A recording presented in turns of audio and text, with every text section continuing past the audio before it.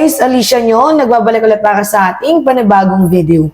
So mga minamahal, dahil nga po papalapit na ng papalapit, ito nga pong napipintong halalan, abay gusto ko po sa inyong i-enlighten muli. Itong patungkol nga po sa issue natin dito sa China dahil sobrang aggressive na naman po ng mga Chinese vessels ng mismong China sa ating mga bahura. Uulitin ko sa inyo mga minamahal, hindi lamang po nakikialam yung China patungkol nga po dito sa issue ng West Philippine Sea. Hindi lang West Philippine Sea, yung kanilang issue, yung kanilang pinapakialaman ngayon. No wonder kaya madaming mga Manchurian candidate dahil yung Philippine politics, yung eleksyon sa Pilipinas, abay pinapakialaman na rin po nila, mga minamahal. Kaya mapapansin ninyo kung sino pa, diba? Kung sino-sino yung mga senador or yung mga nasa higher position ang pumapabor sa China. Diba, mga minamahal, ni minsan kahit medyo baboy ng argumento, basta madepensahan lang yung China, hindi lang magmukhang basura, yung mga narrative na pinapakalat nila kahit fake news, gumawa ng fake news narrative. Diba talagang nag-spread siya basta matabunan lang ng white lies itong China na ito. Anyway, mga minamahal, itong balitang to, ipapakita ko sa inyo.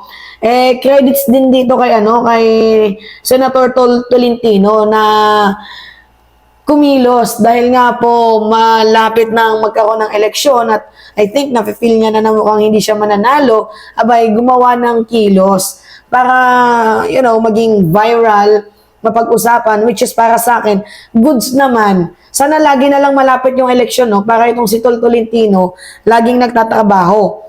So ngayon nga po mga minamahal, sabi dyan sa balita, Chinese government contracted Makati firm for Tol's farm. Imagine that, by the way, credits kay Tolentino dito sa nangyaring Senate investigation. Kasi ito yung pinakauna dyan mga minamahal na issue. Nagkaroon ng Senate hearing nung mga nakaraang linggo itong si Tolentino at meron silang nakita na itong Infinitus Marketing Solution ay meron pong contract with the Chinese Embassy. So, ang kontrata nila mga minamahal is, para mag-spread ng disinformation, mag-spread ng white lies about China, propaganda about China, tapos tirahin yung mga politikong hindi pumapabor sa China. So, basically mga minamahal, ang nagbe-benefits dyan is yung mga Dutertes and mga DDS camp. Pero, lagyan natin ng break. Yan, itigil natin yung pagkatahimik natin dito sa issue na to. Kailangan nating magsalita. Diba? Para i-remind sa mga mamamayang Pilipino na yung mga Duterte ay wala po talagang ibang ginawa kundi kumampi sa China, maging tuta ng China, dahil nagbe-benefit sila allegedly. Diba? Kaya nga mapapansin ninyo, mayroon niyang pag-aamin din, diba? Itong si Attorney Claire, si Attorney, sino ba to? Trixie Cruz Angeles, na meron silang meeting, di ba, with the China. Yan pa nga, China-founded seminar for Filipino social media influencer. Yan yung sabi ni ex-Presidential Communication Office Chief Trixie Cruz Angeles. So, mismo si Trixie, aminado, na sila po ay nakipag-meeting doon sa China. And, ang kapal naman ng mga pagmumuka ninyo. At nasisikmura pa ninyong tumira sa bansang Pilipinas habang, yung mga barko natin, mga magsasaka natin, diba, yung Philippine Navy natin, naghihirap dahil nga po sa pambubuli na ginagawa ng China, and yet kayo, nagpapakasasa, diba, sa China dahil, funded nga, allegedly. Alright, so ngayon, basahin natin itong nakita ni Tolentino. So, a Senate probe yesterday uncovered China-sponsored troll farm hired to manipulate public opinion on social media with the National Security Council, NSC, officials suspecting that the Beijing is engaged in an information operation to interfere in the May election. So sabi ko nga sa inyo, hindi lang po West Philippine Sea ang pinapakailaman ng China, bagkus pinapakailaman din nila yung halalan sa bansang Pilipinas. Kaya mahalaga yung cooperation ng mga botante natin na huwag kayong boboto ng pro-China candidates. Which is makikita naman natin at halata naman yung Dutertens na maka-China. So instead of voting, that kind of public servant, bakit hindi natin itry yung iba na walang connection sa China, pure public servant lang talaga ang kanilang ginagawa. Diba? So, Senate Majority Leader Francis Tolentino resumed a Senate Special Maritime Committee investigation into alleged Chinese espionage activities through submersible drones and hacking activities. During the hearing, Jonathan Malaya, Assistant Director General of the NSC, said there are indications that information operating being done in the Philippines are Chinese state-sponsored and are actually interfering in the forthcoming election. So, nakakatakot, mga minamahal. Kaya dapat yung mga Pilipino ma-educate dito nga po sa mga pro-China candidates na huwag nilang iboboto. Dahil ngayon pa nga lamang po nabubuli na tayo, how much more pa kaya pag nakaupo na yung mga senador na yan, ano yung magagawa nila? Diba? Hindi nga sila nag-iingay. Ngayon pa nga lamang na tumatakbo sila, wala silang komento patungkol sa China. And recently, yung nangyari kay Marcoleta, diba, na pinagtanggol niya pa yung China, wala naman kasing West Philippine Sea sa Google Map. Sa nyo tingnan, walang West Philippine Sea kasi hindi naman yan registered. Although sige, sabihin na lang natin na hindi pa yung registered yung name na yan. The fact na atin yan. No matter what kung ano yung itawag dyan, atin yan, diba? Dapat, pinapagtanggol mo, ina-uplift mo kasi atin yan. Pero ano yung ginawa mo? Wala naman kasi pangalan, hindi naman kasi registered yan. Mali yun. Diba? So, sabi dito, there are third-party individuals or proxies based in the Philippines that are used to amplify the narratives coming out from Beijing. Kaya mapapansin ninyo, ang daming mga good, ang mga vlogger na nagpapakalat ng good sides ng China, gumagawa, karamihan ng mga gumagawa ng magandang balita sa China is mga gumagawa din ng disinformation and fake news dito sa bansang Pilipinas. Sinisiraan ng Pilipinas, pinapabango yung China, at yung pinakamasakit dito mga minamahal, despite na sinisiraan na nga ang bansang Pilipinas, abay, pati yung mga senador na tumutulong para nga po mapabuti ang bansang Pilipinas patungkol nga po dito sa issue ng China, diba yung nakikipaglaban patungkol nga po sa pambubuli ng China, abay sinisiraan ng mga so-called influencer na mga bayaran. So sabi pa dito, he refused to confirm to the reporters who's this influencer, are adding in a separate chance interview that there are alarming reports of candidates in the May election being funded by China. So, eto, mayroon din ako papakita sa inyo. Pinakita ko na nga sa inyo, di ba, ito kanina. Mga minamahal na, ang China po ay founded po yan. China founded seminar for Filipino social media influencer. Kaya mapapansin ninyo, madami mga social media influencer na ang narrative nila sa China ay sobrang ganda.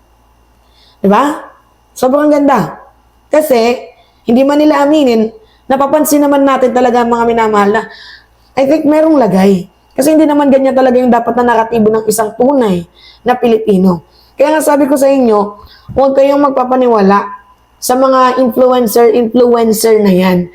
So, kahit nga din ako sa akin, sarili ko, hindi ko tinatawag na influencer ako kasi hindi naman ako influencer. Naglalahad lang ako ng opinion ko at salamat sa mga Pilipino na sumusuporta sa akin.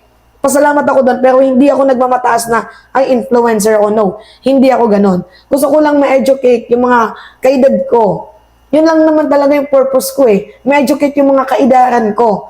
At yung mga oldies na medyo hindi involved sa Philippine politics na baka naman ma-engage kayo, malaman ninyo ba't naghihirap ang mamamayang Pilipino, ba't ganito na yung issue na yan.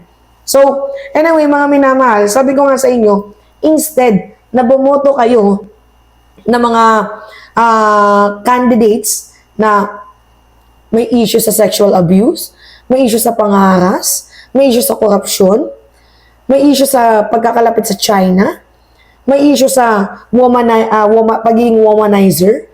Instead na bumoto kayo ng mga ganong kandidato, itry ninyo yung mga taong deserving, katulad ni Benhur Abalos, katulad ni Kiko Pangilinan, katulad ni Abby Binay. And I think ngayon, gusto kong i-promote sa inyo mga minamahal, si Ping Lacson.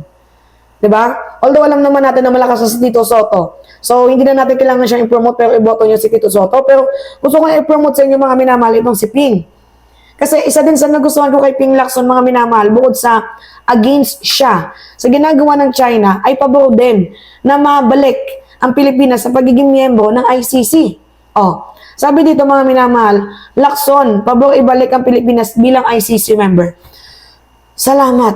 Dahil merong isang future senador, 'di ba? Na gustong maibalik tayo sa International Criminal Court kasi hindi lang naman tayo ang magbe-benefits diyan. Bagkus pati na din yung future generation na hindi na muling maulit yung mga AJK, yung mga pagpatay na walang hobbies, 'di ba? Yung pagpatay na parang ginawa lang baboy yung mga Pilipino.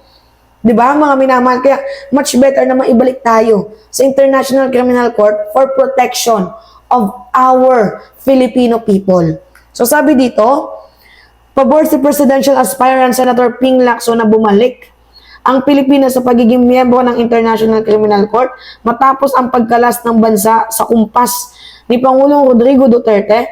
Imbestigahan kasi ang ICC ang madugong drug war ni Duterte. So, yung punto kasi dito mga minamahal, si Digong umalis tayo sa International Criminal Court. At si Digong din, yung isa sa mga naging presidente na pro-China. Eh, alam niyo naman na itong China hindi miyembro ng International Criminal Court. So, ngayon ang gusto niya mangyari, parang kung ano yung ginagawa ng China, yun din yung i-apply sa bansang Pilipinas, which is iba naman po yung bansang China sa bansang Pilipinas. Gets ninyo, mga minamahal? So ngayon, ang punto po natin, kung nakikita natin na yung mga kandidato ni Duterte ay sumusunod din sa kanya, 'di ba? Na parang, kumalas tayo kasi mga dayuhan, yung magana sa bansang Pilipinas, hindi naman po about sa pagiging dayuhan yung magmamanage sa atin. About po ito sa justice system na mabagal sa Pilipinas, which is kayang padaliin ng International Criminal Court kasi humingi tayo ng tulong. So ngayon, isa sa mga nagustuhan ko kay Ping Lacson bukod sa kanyang mga old achievements, ay ito din na gusto niyang maibalik tayo bilang miyembro ng International Criminal Court. Which is, sabi ko, good. Isa to sa good side na nakita ko kay Ping Lacson and one of the reason kung bakit gusto ko ring iboto itong si Ping. Dahil nga po sa kanyang will, sa kanyang political will na maibalik ang bansa Pilipinas bilang miyembro ng International Criminal Court. Garantisado, mga minamahal, itong pagiging public servant ni Ping Lacson. Hindi nakabase sa pagiging, friend ko kasi to. Hindi siya ganun, mga minamahal. Nakabase siya sa facts. Nakabase siya sa people, sa mga Pilipinong katulad natin. And yun yung nakikita ko na good side ni Ping na isang pagiging public servant. Alright? Hindi din to pro-China si Ping. Ino-call out niya yung China sa ginagawang mali. So, plus point na din yun. So, huwag niyong kalilimutan din pala mga minamahal na iboto itong si Ping Lacson sa darating na halalan. Alright? It's me again, Alicia nyo. Nagbabalik ulit para sa ating panibagong video. Maraming salamat at ingat mga kababayan.